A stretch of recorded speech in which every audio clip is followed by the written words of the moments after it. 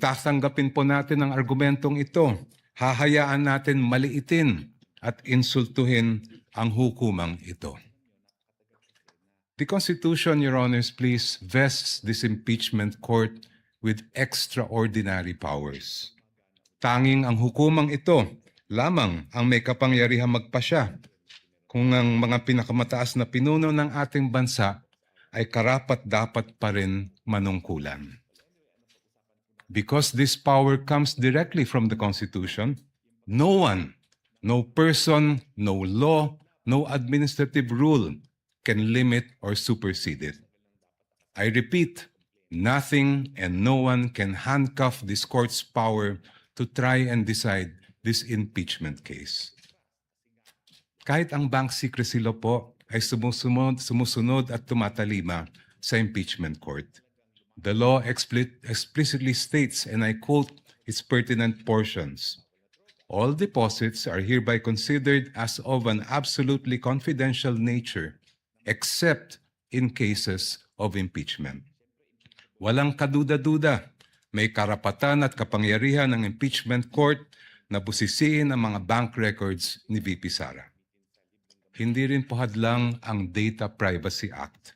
The law itself affirms that confidentiality shall not apply, and I quote, should the personal information be needed pursuant to a subpoena duly issued. Muli, walang kaduda-duda. May karapatan at kapangyarihan ng impeachment court na ipasabpina ang mga dokumento ni VP Sara Duterte. Pero sabi po ng kampo ni Vice President, irrelevant daw ang mga bank records, AMLAC reports at BIR records.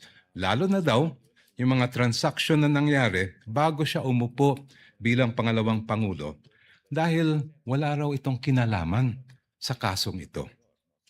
The prosecution respectfully but vehemently disagrees. Ayon sa report ng Anti-Money Laundering Council na isinumite sa Committee on Justice ng House of Representatives, the financial activity of Vice President Sara C. Duterte increased significantly starting 2007 when transaction values surged to 208.15 million pesos.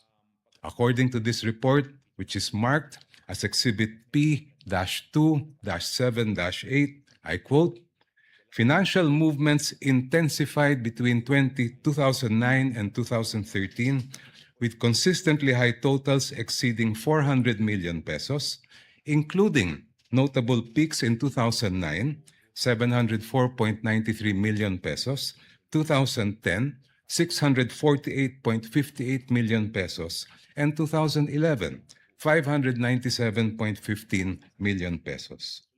Si VP Sara po ay nanungkulan bilang Vice Mayor ng Davao City mula 2007 hanggang 2010. Naglingkod naman siya bilang Mayor ng Davao City mula 2010 hanggang 2013. From 2007 to 2013, ayon sa records ng AMLAC, lumampas sa 3 billion pesos ang kanyang financial activity. May kinalaman ba ito? Ito ba ay relevant sa Article 2 ng Articles of Impeachment, which alleges, among others, that VP Sara betrayed the public trust and culpably violated the Constitution when she amassed unexplained wealth, manifestly disproportionateness or unfitness to serve as Vice President? Let me explain.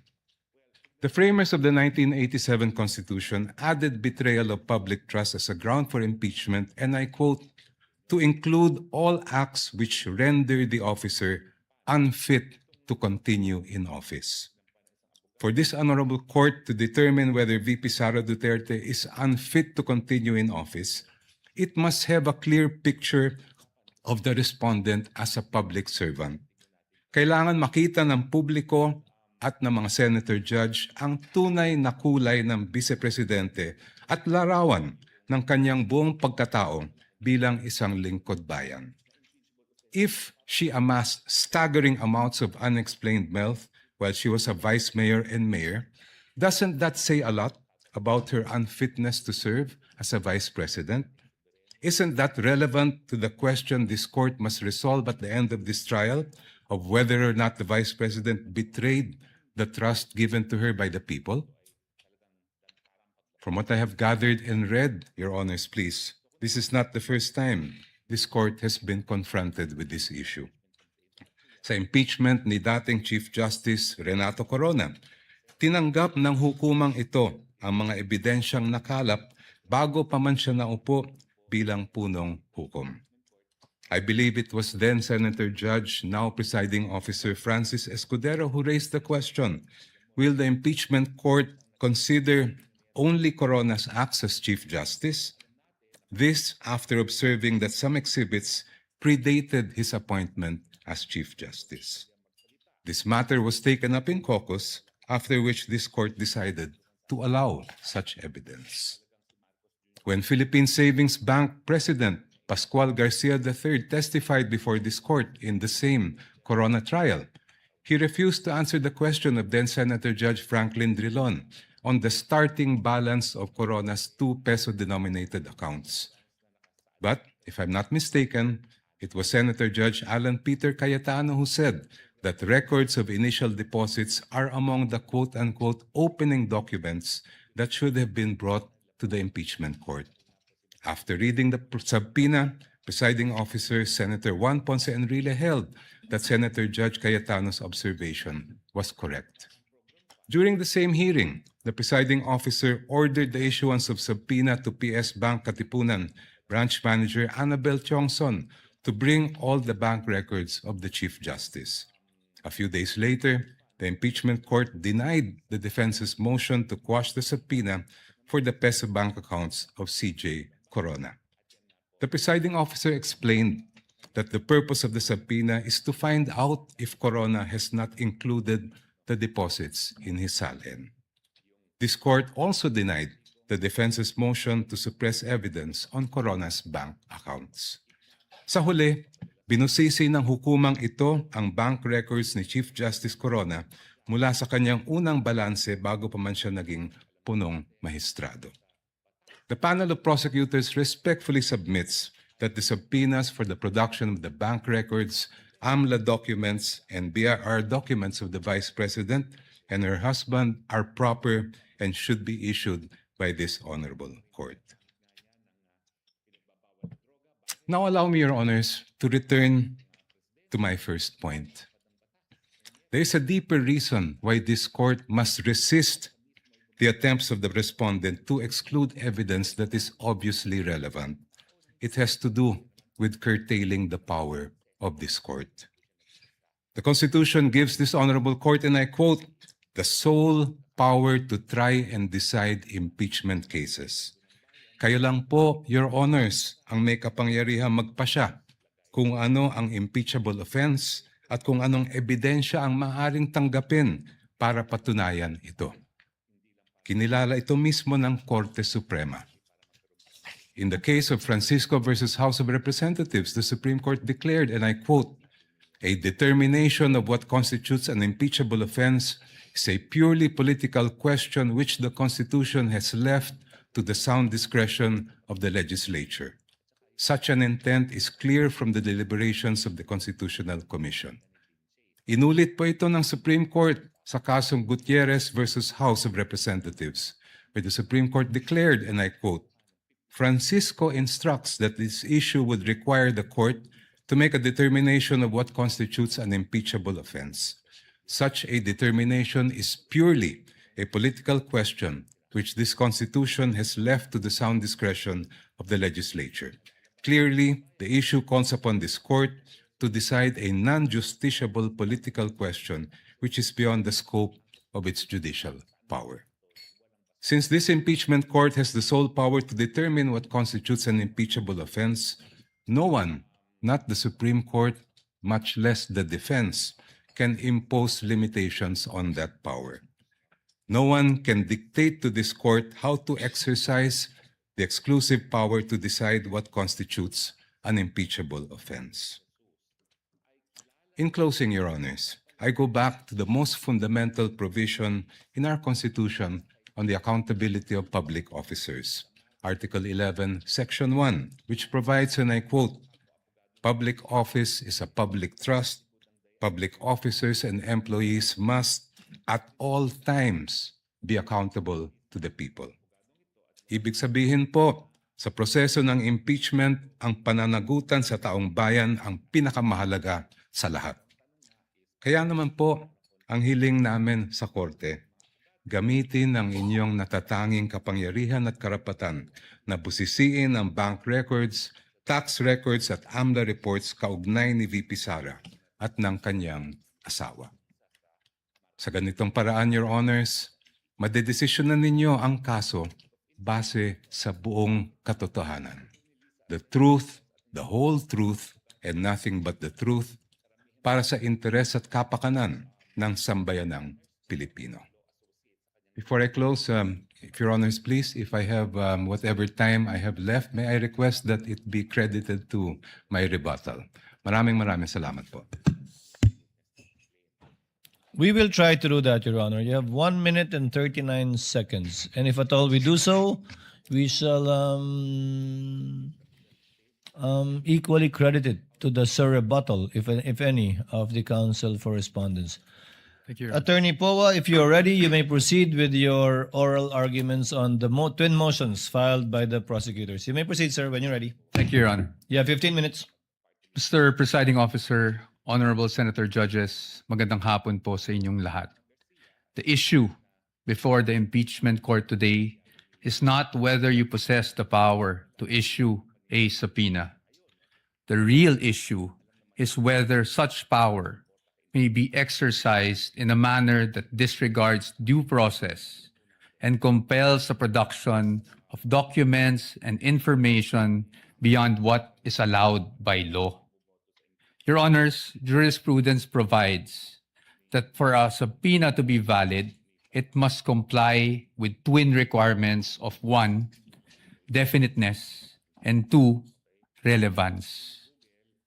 Ibig sabihin po nun, dapat particularly describe po ang nasasaklaw ng subpoena at dapat may direktang kaugnayan sa ginagawang paglilitis.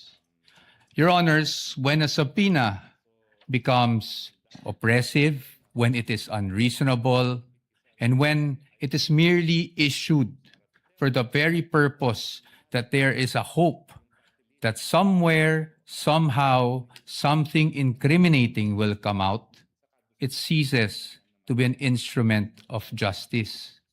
It becomes a weapon of a fishing expedition. And that is exactly what confronts this very court today. And that is why the defense has taken the position that the prosecution's requests must be denied. Allow me to explain, and let me begin with constitutional points. Our first point, Your Honors, due process. Impeachment is primarily a legal and constitutional procedure with political characteristics. It is sui generis, but it is not a purely political proceeding. Ibig sabihin po nun, the Bill of Rights, especially the due process clause, applies in all stages of the impeachment process. Your Honors, those are not my words. Those are the words of the Supreme Court in Duterte versus House of Representatives. And that is the law of the land.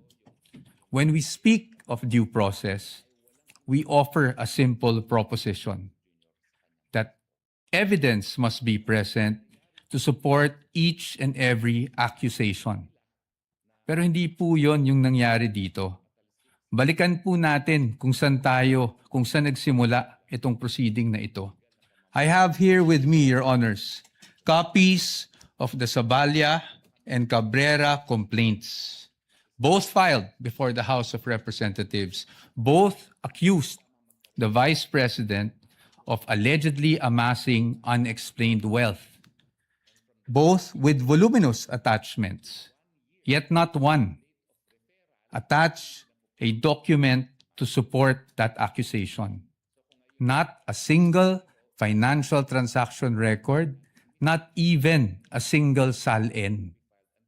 In fact, It was only after these complaints were filed, and more significantly, only after the respondent had filed her answer before the Committee on Justice, that committee started searching for evidence to somehow support these accusations through, again, the issuance of subpoenas.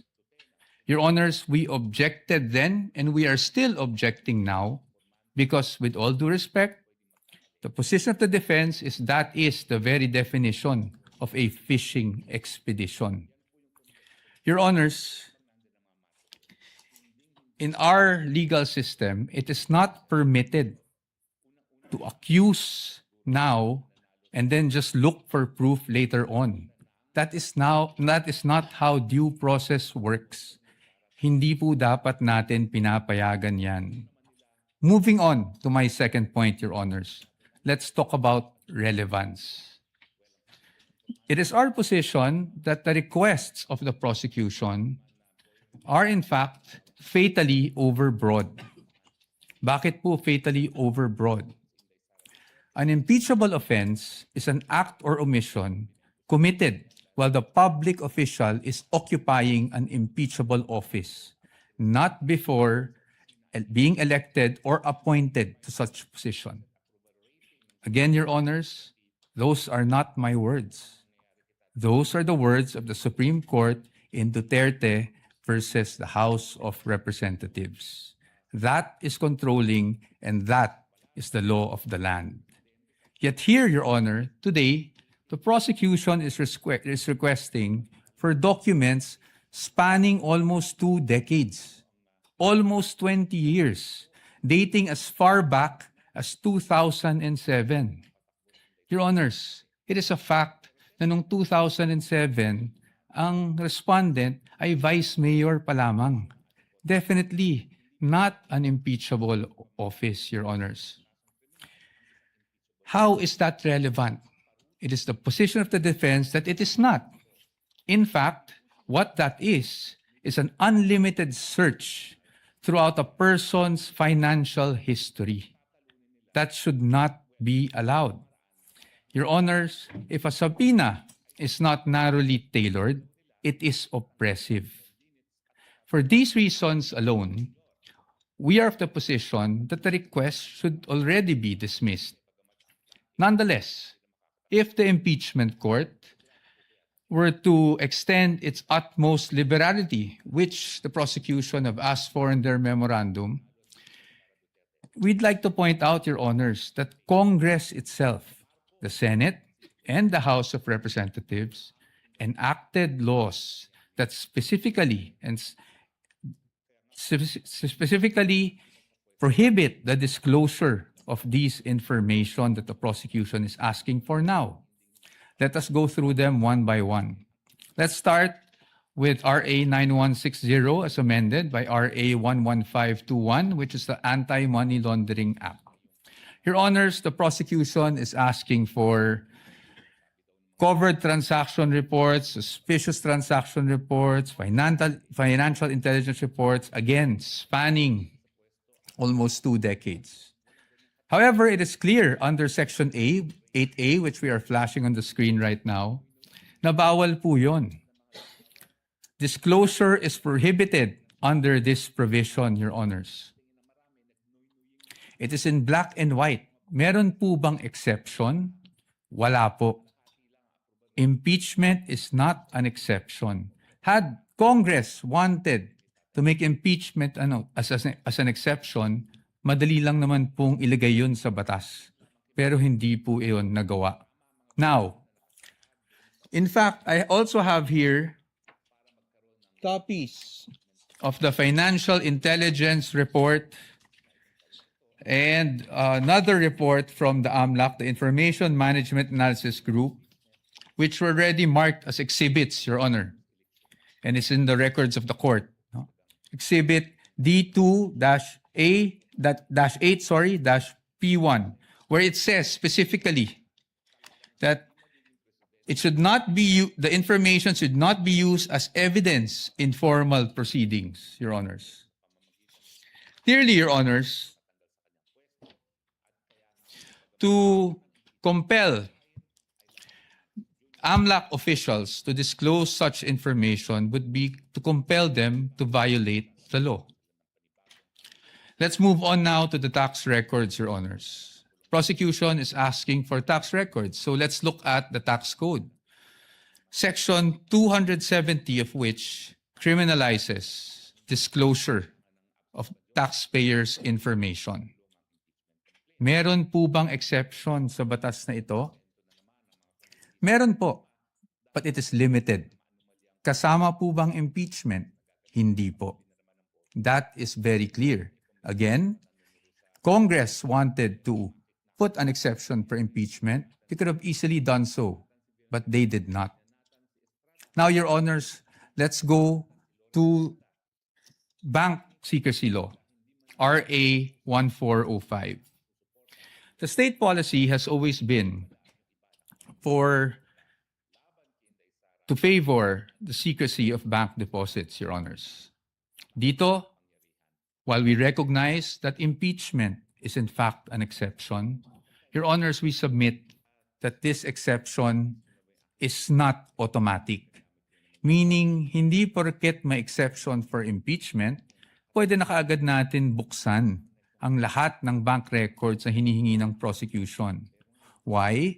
Because, Your Honor, this exception does not dispense with constitutional safeguards. It does not abolish the right to due process. So dapat po, meron pa rin tayong basihan. If you look at the articles of impeachment, wala naman po doon na nagsasabing yung sinasabing unexplained wealth. Your Honor, the spouse is not an impeachable officer. And therefore, the spouse is not covered by this exception. Again, Your Honors, we should not allow this. In closing, Your Honors, the prosecution has repeatedly invoked accountability. Your Honors, we agree with them. No one is above the law. But in the same manner, no one must fall below or be outside the protection of the law. Impeachment is indeed a powerful constitutional tool. But Your Honors, impeachment is not a magic word or a magic wand that one can just wave to transform an illegal act into a legal act, to transform unlawful access to lawful access. That is not what the Constitution contemplates. That is not what the laws enacted by Congress contemplate. And that is not something that the Honorable Impeachment Court should allow. We submit, Your Honors. Thank you very much.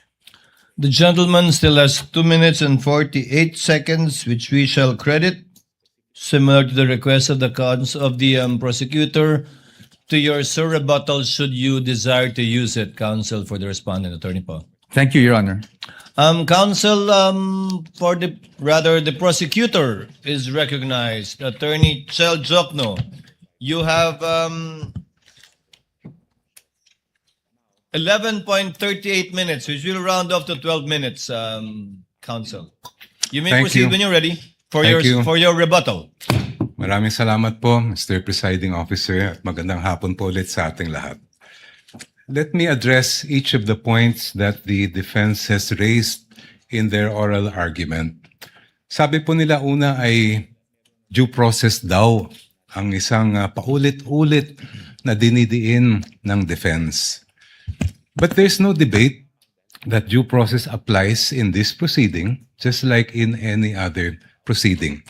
The real issue before this honorable court is, will the subpoenas that we are asking be issued by this court actually deprive the respondent of any form of due process?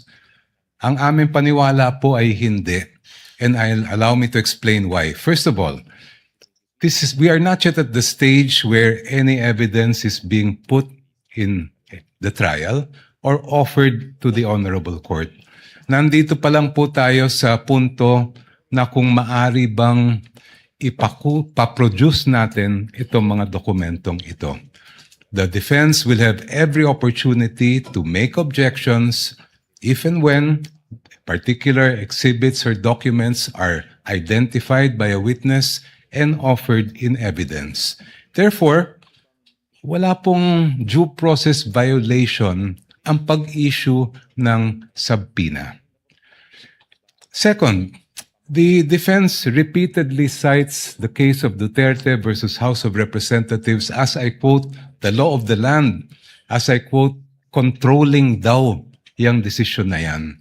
But I must remind the defense of that particular case and why the pronouncements quoted are mere obiter dicta o kung sa simpleng salita po ay side comment lang.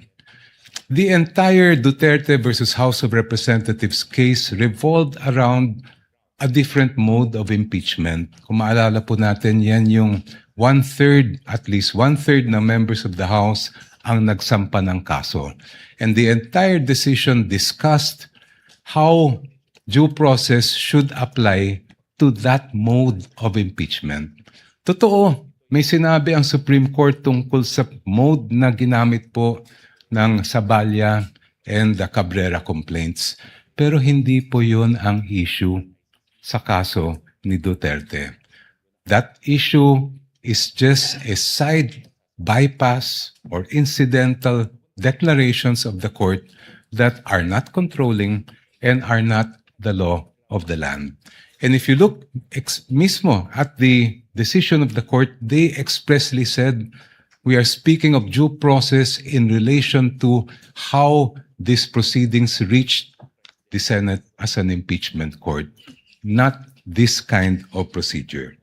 Second, paulit-ulit din po nilang sinasabi na ang ginagawa po ng prosecution ay fishing expedition. Actually po, meron ng desisyon ang Supreme Court that addresses squarely this point. This case involved a case of unexplained wealth, the case of Republic versus Rabusa, GR 208183, decided August 31, 2022. Just like here, the prosecution in that case requested subpoenas for the production of bank records. Just like here, the argument was raised that this is a mere fishing expedition. In fact, hanggang sa Court of Appeals, ang sabi po ng Court of Appeals ay fishing expedition lang po yan. But please allow me to read just a portion of what the Supreme Court held here. I quote, "The Court of Appeals resolved that the bank accounts of Rabusa et al. Were protected under Republic Act 1405, that is the Bank Secrecy Law. Given the arbitrary demand to disclose the contents thereof, the Court of Appeals considered the inquiry as a fishing expedition to utilize evidence against Rabusa et al. In the instant case, given that the court orders in the form of various subpoena duces tecum and ad testificandum all involve the forfeiture of unexplained wealth, the RTC was in error for not allowing petitioner to examine, inquire, and look into the subject accounts." I continue. "As the present proceedings on unexplained wealth are now encompassed within the exceptions of Republic Act 1405, the court orders subject of this case clearly fall within the orders that would enable the examination of the respondent's bank accounts as contemplated in the first exception. Thus, it comes clear that this court cannot sustain the RTC's and Court of Appeals theory that there was no court order authorizing the examination of the bank accounts. On the contrary, records prove that the RTC issued several subpoena duces tecum and ad testificandum, which required certain persons to testify in open court and present documents which pertain to the existence and identity of the subject accounts and also to the accounts, the contents found therein. I just move forward. Given the existence and propriety of the subpoenas, the evidence procured through the same should have been duly considered by the lower courts. This court cannot agree with the Court of Appeals' supposition that the examination of the respondents' bank accounts was but a mere fishing expedition to pin liability on them. Next, the defense repeatedly cites a number of laws to claim that the requested information and documents that we are asking from this court for the issuance of subpoena are confidential. Sabi po nila, confidential daw ito sa ilalim ng Republic Act 1405. Sabi po nila, confidential daw ito sa ilalim ng Anti-Money Laundering Act, pati ang National Internal Revenue Code, pati ang Data Privacy Act ay confidential din. Pero kung titingnan po natin, klaro po at malinaw po sa amin ang batas at ang utos ng saligang batas sa impeachment court na ito. You have the sole exclusive power to determine an impeachable offense, and that includes the power to find out, ferret the entire truth, and make your decision on that basis. I will not dwell on the exception to Republic Act 1405. That's very clear. There's an exception for impeachment. Pero paano naman po yung sinasabi nilang Section 8A ng Anti-Money Laundering Law? If you read that law, particularly that provision, it clearly refers to prohibiting leaks by members of the Anti-Money Laundering Council.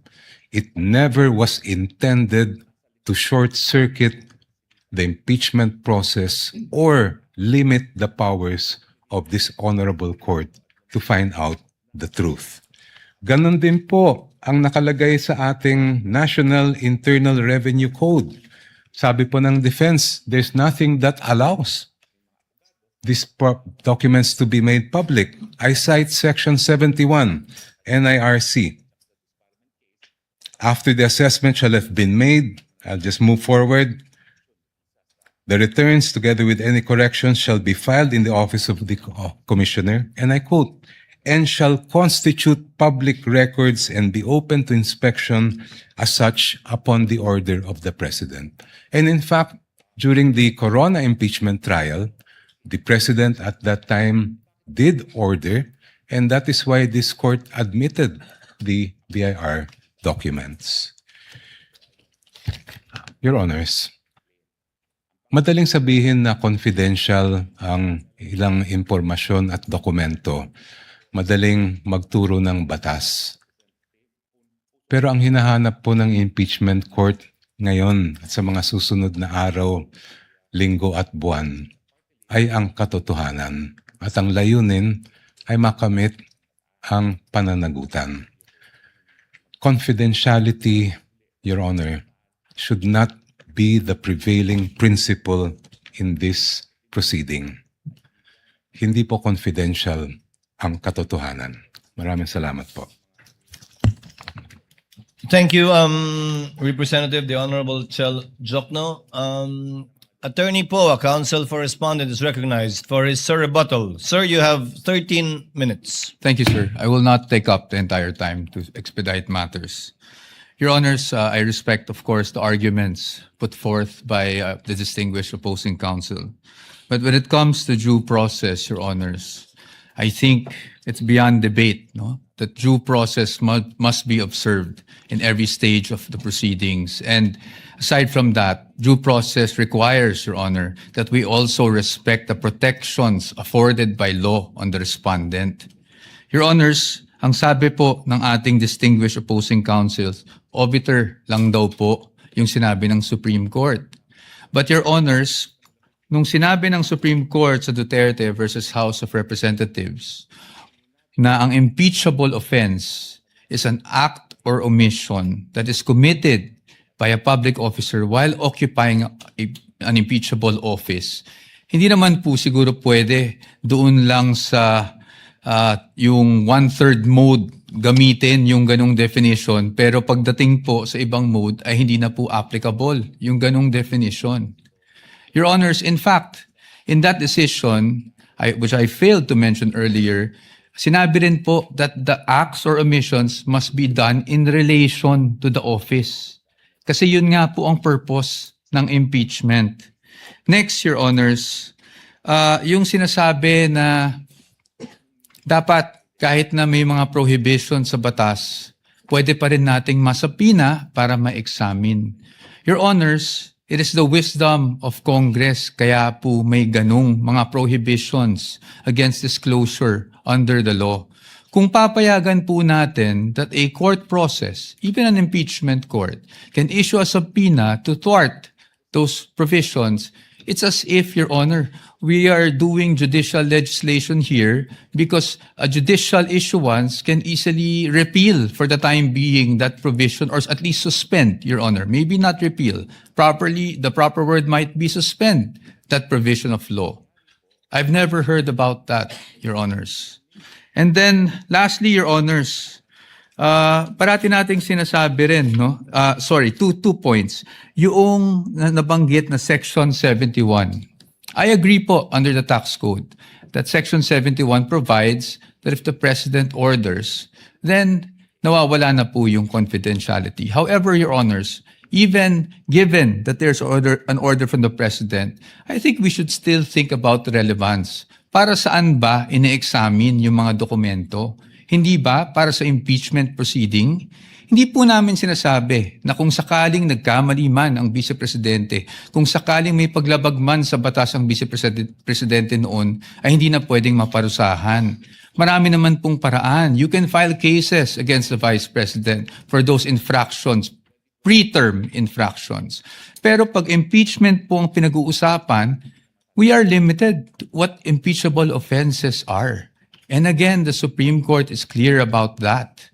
Your Honors, there's also a repeated citation of the Corona case. But we would just like to point out that the Corona case was tried, decided upon way before Duterte versus HOR. And Your Honors, since it was decided before Duterte versus HOR, the Supreme Court was fully cognizant of what happened in the Corona trial. And yet, Your Honors, they imposed these guidelines. In fact, the line itself in the Duterte versus HOR is we clarify, I quote, we clarify the constitutional requirements of impeachment. At kasama doon yung nabanggit namin kanina on what constitutes an impeachable offense. And that is very clear.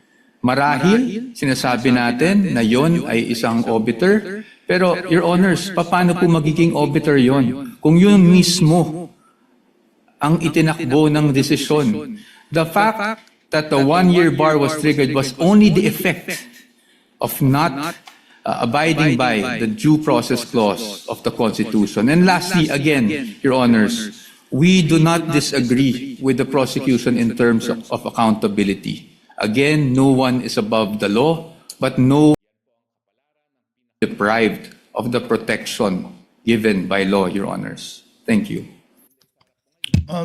Bago mag-recess ang mga senator judges para mag-usap sa caucus, nais kong sambitin sa record na binabati ko ang magkabilang panig, partikular si Congressman the Honorable Chel Jokno, ganyan din si Attorney Poa, sa isang mahinahon, malumanay, maginoo at magalang na diskurso at debate kaugnay sa may tuturing nating kontrobersyal na isyong ito. At inaasahan ko, yan din ang magaganap sa caucus at sa aming pagbabalik matapos nito. Senator Judge Alan Cayetano is recognized. Thank you, Presiding Officer. Very eloquently said. Before we go to our favorite subject, recess, the prosecutor was going to say something about Monday witness. Can we hear that? Because if I don't want to preempt, but can we hear that? Because if they're not going to have witnesses on Monday, I have a proposal. I'm sure they will. They were, in fact, on the verge of announcing it. No, because, Mr. President, this is what I wanted to say. We do need the caucus, but after hearing both sides, This is the type of faceless animated videos that helped us grow our channel 10 times in 2025. And we created this video in under 5 minutes with TuneBee AI. Just type your idea and TuneBee turns it into a beautiful 2D or 3D animated video you can use for social media, YouTube, teaching, marketing.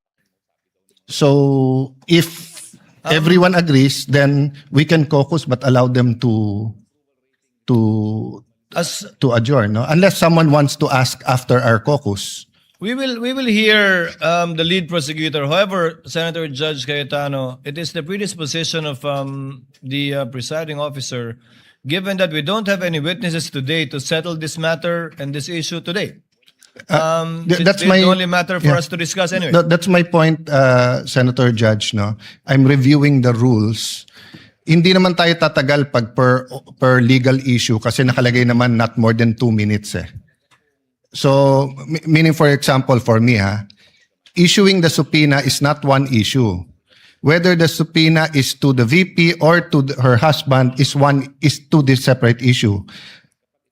Peso account or dollar account is a separate issue. Whether or not the company's accounts, etc., should be subpoena is a different issue. But for me to decide, I want to ask the prosecution and the defense about that. So medyo mahaba-haba talaga. To answer the Senator Judge, we have a precedent that I think, if I remember correctly, it involves the good gentleman himself. When then Senate President Enrile made a ruling with respect to the request for the issuance of a subpoena against the former Chief Justice Corona and his family, the gentleman agreed with respect to not issuing the subpoena against the Chief Justice, but disagreed with respect to not issuing with the family. No, And I the was ruling of I the was chair- correct there. That was the first. The rules of court says pwede pagka son-in-law, but I was overruled by Senator Exactly. Enrile. I appealed. The body agreed with him. So even if I was correct, I was overruled. But my point is, Mr. Presiding Officer, that was one simple issue. That's why I didn't argue. I'm saying this seems to be like 2 subpoenas. But there are several subject matters, AMLA, etc. And remember, this is Article 2. What's our assumption? August or September pa to iti-take up eh. So I'm just saying, so for example, no, we all agree on the ruling. It benefits one side. We should tell them why we ruled that way so that if they file a motion for reconsideration or they go to the Supreme Court, malinaw din yung ruling natin doon. There are substantive issues here. There are some issues as eloquently said by Congressman Shel Jokno. Alangan namang bago ako ng stand kung pare-pareho yung issue about let's say bank account. So you know my vote on that, di ba? But my vote on Chief Justice Corona doesn't mean it's the same vote if it was on his spouse and the companies that are under his name. I can tell you honestly right now, I don't know what to vote for, what my vote will be. But I do know that these are 2 important issues. Even the definition of definiteness and the definition of fishing expedition, I want to pursue that with them. With the permission Your of Honor, Senator sir. Judge Allen, can we discuss that in caucus? Yes, yes. instead of- So I'm just saying, if we're going to discuss it and maraming magtatanong, do you want them to go home and we can extend till Thursday next week or whatever? No, not at this time. Okay. We can advise Yeah, I them submit properly to the presiding at the officer. appropriate time. Senator Judge Pangilinan. No, just to reiterate the earlier manifestation of the presiding officer, we agreed to go on caucus after the presentation Yes. after the oral argument. So let us stick to the agreement, Mr. President, Mr. Presiding Officer. Thank you. Umaasa pa rin ako na magiging mahinahon yung caucus. So we move to Chair declares a recess. We will advise the parties as to what time we will most likely finish once we know that we are in the process of winding up. In the meantime, kindly relax and study the next witnesses you will be presenting. Trial is on recess.